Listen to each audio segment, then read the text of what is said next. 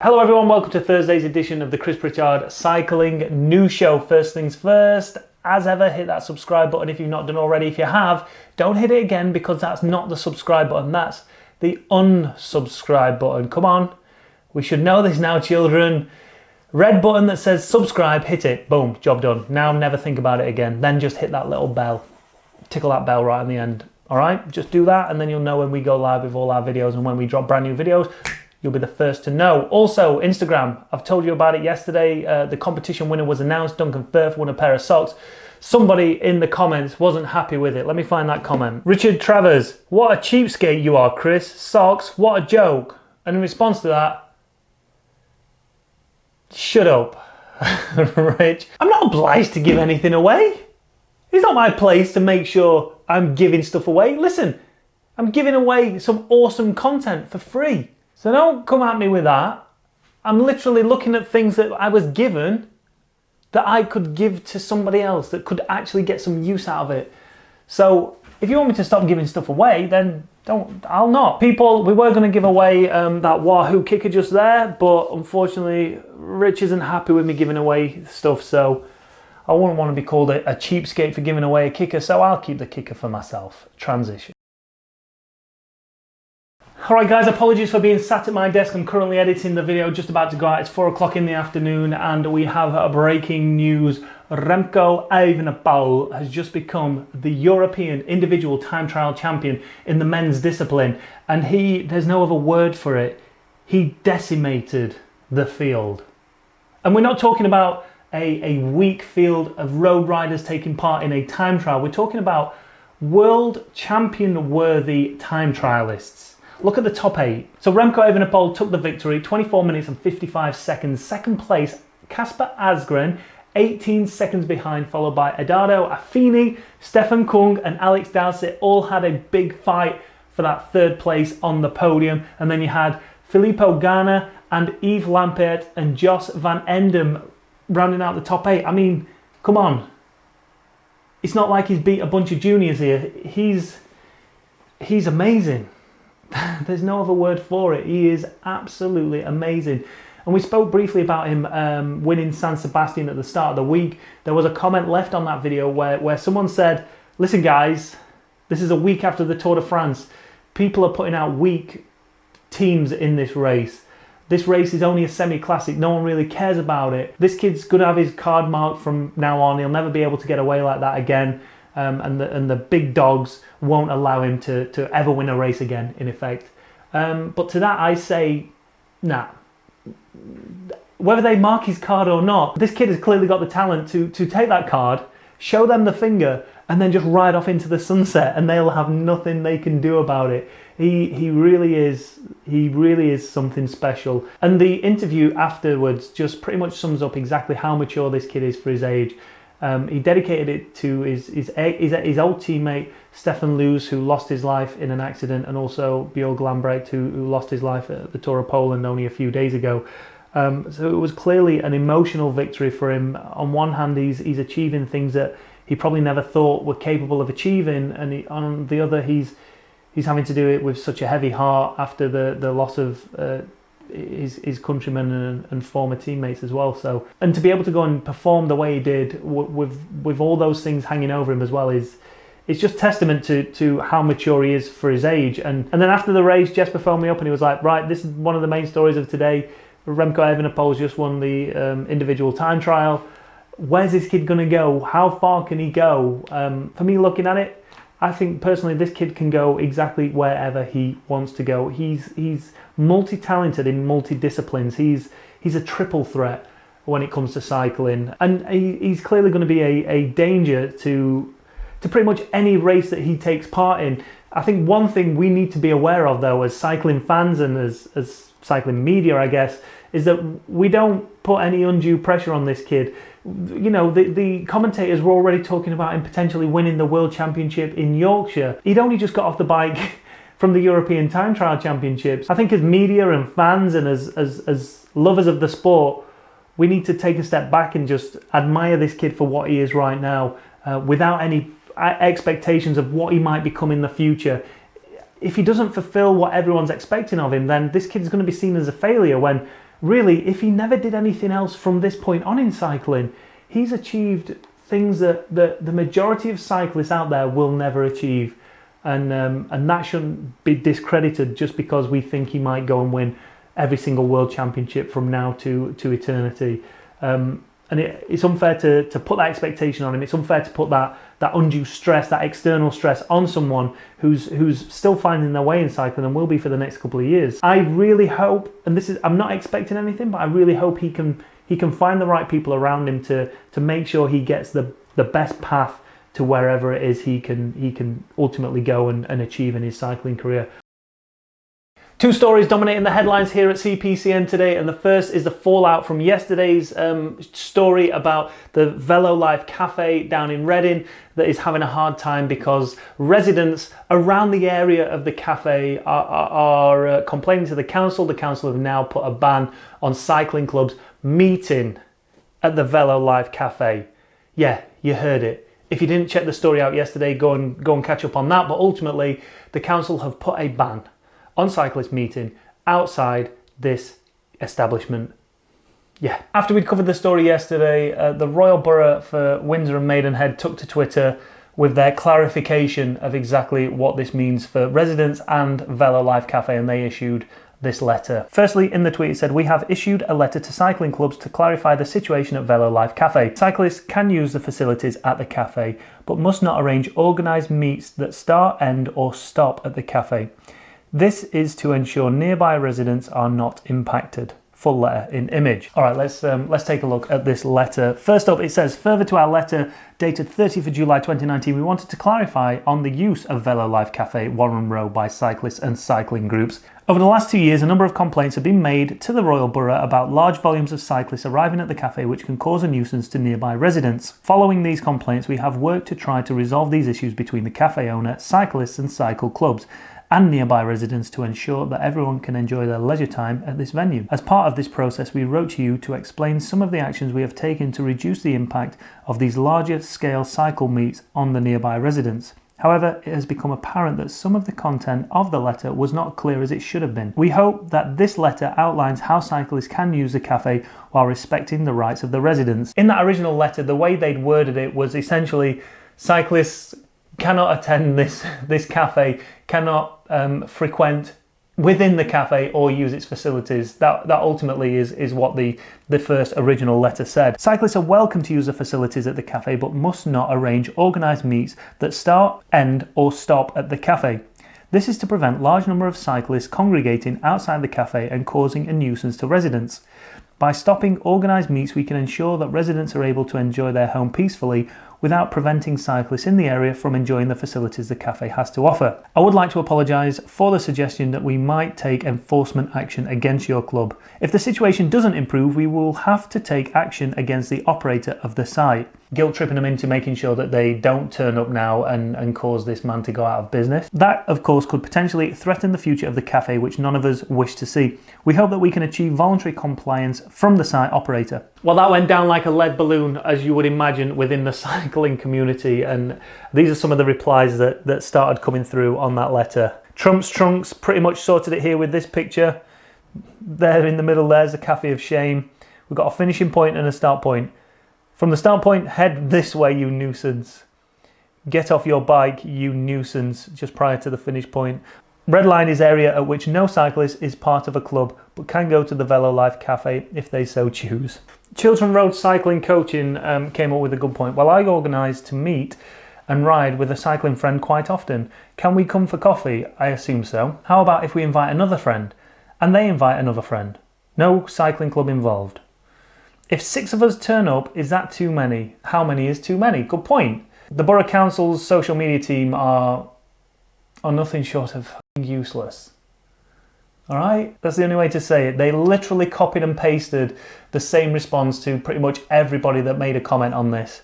Hi there, the public are welcome to use the cafe and its facilities. We have asked cycling clubs not to organise cycle meets that start, end or break at the site to stop nuisance to nearby residents. Of course, we will not take action against individuals who visit the site.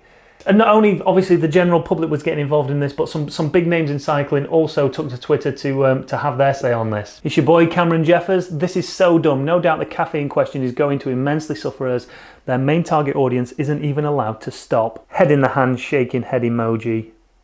×2. Olympic gold medalist Callum Skinner. We can ban cyclists from gathering by a cafe, but not bigots protesting outside primary school. Once again. Head in the hand, shaking that head emoji. Chris Lawless pulling no punches.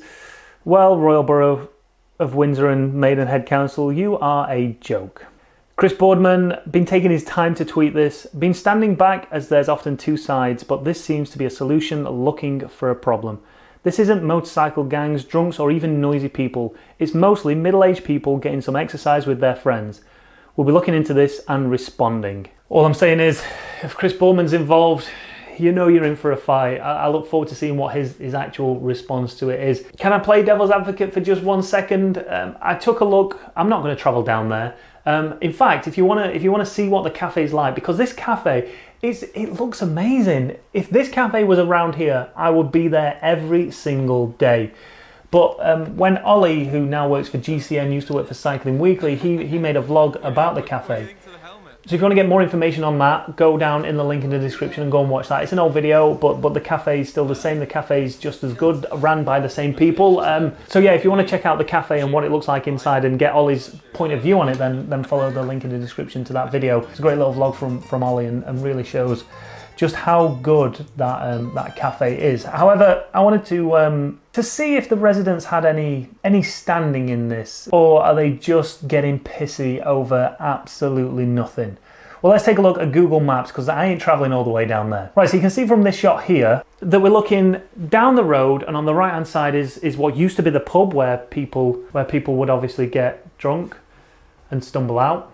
But that's cool, we'll not mention that. And on the right hand side there's a pub. On the left hand side you've got some new builds that have recently been built, but also a bit further down on the left hand side is also a couple of cottages and people's driveways. So with all due respect, that road's a very narrow road. That is what we would class as I think we class that as a B road here in the UK, which is a small country lane. There could be a slight argument, and I'm not saying there is, I'm just saying there could be a slight argument that if, let's say 20, 30, 40 cyclists from a cycling club are all meeting there, where are they going to stand there?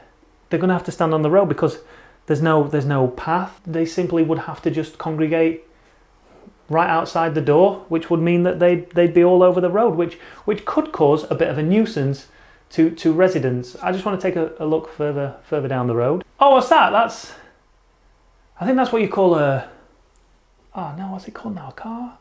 Car park? A car park predominantly made for cars to park in. Imagine how many cyclists you could fit into that without getting anywhere near the road. I'm trying to play devil's advocate here, but these residents aren't helping me. There's a massive car park right next to Velo Life, which is part of Velo Life, which allows riders to congregate in said car park, thus making that road clear pretty much 100% of the time. No issue there. Potential noise pollution, but we've been through this yesterday. So what if a few people are outside your door for 20 minutes having a natter? What I don't understand is why this council can't just try and bring some compromise to this. Try and be the bigger person in this and clearly show to the cyclists within that community that they are trying to help, that they aren't just being absolute dicks about it by taking legal action against a man who technically can't control who turns up to his establishment. Like, why don't we just say, okay, listen, it does get a little bit rowdy here at 8 o'clock in the morning, and Janice over there, she don't like it because she likes to read a morning paper through till 9 o'clock, and it's the only real time she gets off, because other than that she's retired, so she sits in a house all day. But that's not the point. The point is, for an hour every Sunday, you annoy her. All right. So let's just move it back an hour. Let's just say you can't turn up here till 10 o'clock, 9 o'clock, 10 o'clock, whatever it might be. Let's just try and bring some compromise into this to allow everybody to go about their business and do what they want to do in what should be a free country, and not restrict it. So yeah, as ever, leave your comments down below. Let me know what you think to this. I had a lot of positive comments yesterday. Obviously, we're all speaking from the same page here. We're all cyclists, so I know kind of the response we're going to get. So let's take a look at it from the residents' point of view. Do you think they have a leg to stand on? Now, you've seen the pictures of how the road is, how narrow the road is, how close the confinement is between the cafe and the housing there. Do you think that they've actually got a point? Put yourself in the shoes of a non-cyclist. Would you get annoyed? Would you get annoyed if there was a car meet there? Would you get annoyed if wherever you are now, you know, you had cyclists congregate outside your house every single day? Leave your comments down below. Do they have a leg to stand on, or is this just people getting pissy at cyclists because cyclists are an easy target? Now, before we finish the show with the comments, last main story of today, and that is, I want to cover this because it's a great talking point. It's going to get people to talk about this, and that's kind of what I want from this channel. I want people to have debates and have open conversations. What's your thoughts on, we need a nickname for him. We need a butthole. No. Lance Armstrong. Right, we're going to talk about him, okay? You saw it in the thumbnail. You saw it in the title. Yeah, I want to talk about Lance Armstrong. And over the 3-week period of the Tour de France, it's reported that he earned in excess of $1 million through his podcast, through various sponsorships, as well as merch sales. And I just want to open the conversation and the debate about that. What do you think about the fact that although he's banned for life from cycling, he has no affiliation with the Tour de France or cycling in general, you know, everyone's pretty much washed their hands with him, yet he's still free to do his own thing, which is, you know, fair enough. Is it fair that someone who tarnished the sport so badly can still profit off it in his own way?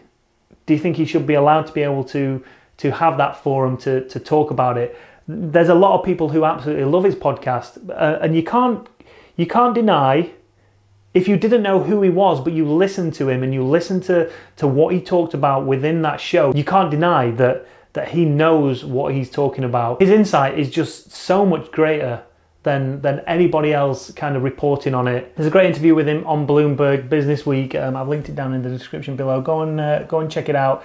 It might make your blood boil if you're not a fan of his, but will there ever be a time for those people who don't like him out there, who detest everything about him?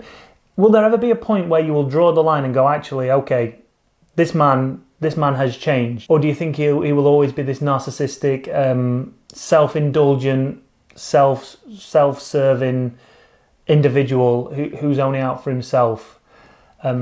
Sometimes you hear it in his voice. I've listened to the podcast a few times, and there's moments, he raced George Hincapie in a race, and that spirit is still there. You can still sense that if this guy was a business guy, he would be ruthless in it. If he cheated in the same way in the banking system, in the financial sector as he did in sport, people would say he's ruthless. He's a ruthless businessman. I'm not defending his actions about what he did in sport. I'm just thinking we put on pedestals these entrepreneurs and these businessmen who cheat the system to benefit them, that makes them a hell of a lot of money. But with that comes the demise of somebody else and the loss of money for somebody else. So yeah, I guess the question to you guys is, those of you who hate him, will you ever forgive him and move on and just say, you know what, this person is bringing good to cycling now. This person is bringing value to the cycling world, and I forgive him for what he did?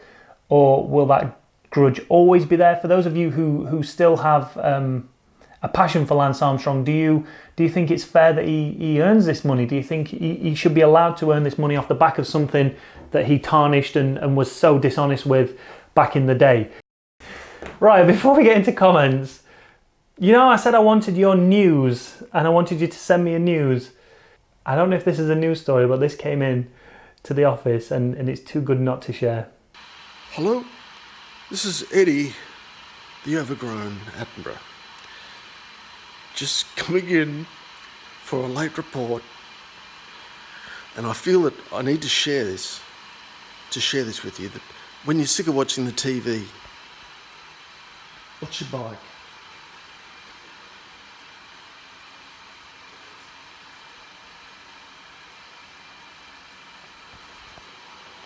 And there it is, a simple but profound wisdom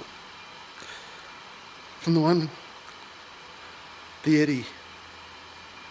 Eddie the overgrown Edinburgh. Over and out. That was Merlin Man.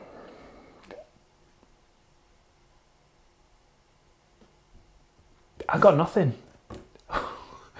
I've got nothing. Big Lock says, did Pritch just say, send me your nudes? I want your nudes. Did I? Send in your news. I want news. News. I said news. Melbman says, many thanks for this. This is from an old video, a Zwift beginner's guide video. As a new Zwifter, was a little lost not knowing what I was really doing. Could you explain the erg mode if you can switch it on or off during the ride? Yeah, erg mode can be switched on and off during your ride. I advise, unless you're training, unless you're trying to hit specific watts, then just turn it off, because there's nothing worse than trying to ride a bike on erg mode. So what I'm going to do, I'm going to start a question corner with Chris Pritchard on our channel. So rather than going through all the comments, let's go through some questions. So I'm going to put a post out on the CPCN. I'll probably put it across my personal Instagram as well, just to get those more risque questions. You know I love answering stupid questions. But any questions from fitness, nutrition, maybe not nutrition, you seem well like at the minute, health, well-being, anything, just ask questions, and we'll go through a question corner tomorrow on the old channel. Yeah, thanks for watching, everybody. Make sure you hit that like button, hit that subscribe button if you're not done already, hit that notification bell. It looks like snot, doesn't it? That's disgusting. And we'll be back again tomorrow with another video. Say bye. Bye.